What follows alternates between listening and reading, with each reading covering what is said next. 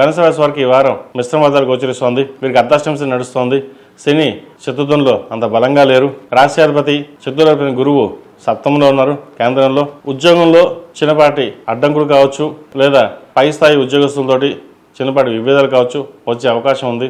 సాధ్యమైనంత వరకు మౌనంగా ఉండి మీ పని మీరు చేసుకోవడం చెప్పదగినది. అదేవిధంగా అడ్మినిస్ట్రేషన్ రంగంలో ఉన్న వారికి, చార్టెడ్ అకౌంట్స్కి ఏ పని చేసినా వెనక్కి రావడం, నిదానంగా అవడం, ఇవాళ అవుతున్న పని 10 రోజుల తర్వాత అవడం, 10 రోజుల తర్వాత అవుతుంది అనుకున్నప్పుడు కూడా ఇంకా 10 రోజులు అవడం, ఇలాంటి లేట్ అవుతుంటుంది. ఎక్కువ ట్రావెలింగ్ చేసే పరిస్థితి గోచరిస్తుంది.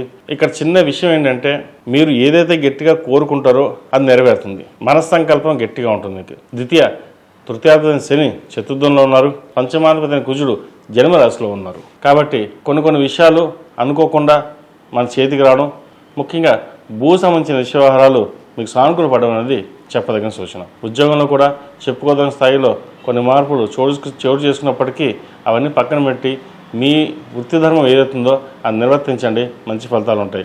వ్యాపారీత్యా కూడా రావాల్సిన కొన్ని కార్యక్రమాలు ఏవైతే ఉన్నాయో కలిసి వస్తాయి.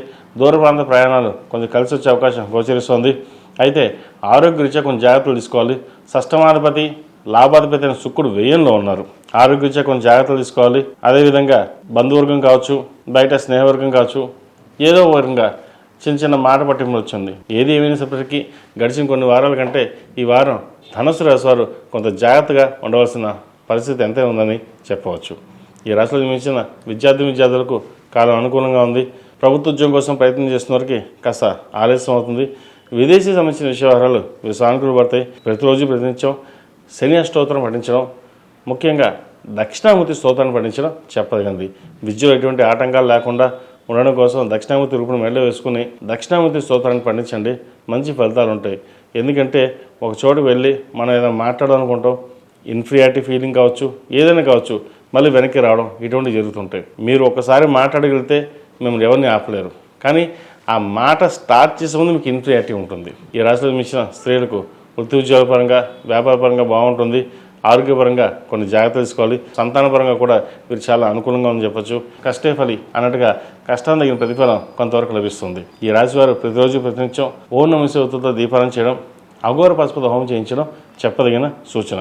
ఈ రాశిలో జన్మించిన వారికి కలిసి వచ్చే సంఖ్య 8, కలిసి వచ్చే రంగు తెలుపు. ఏదైనా పని మీద బయట వెళ్ళినప్పుడు శుక్రవారం కానీ ఆదివారం కానీ వెళ్ళండి, మంచి ఫలితాలు సంప్రాప్తిస్తాయి.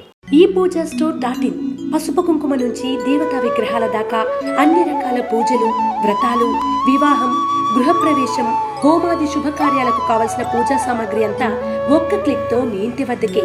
నేడే ఆర్డర్ చేయండి మీ ఈ పూజా స్టోర్.in లో. One stop for all pooja needs.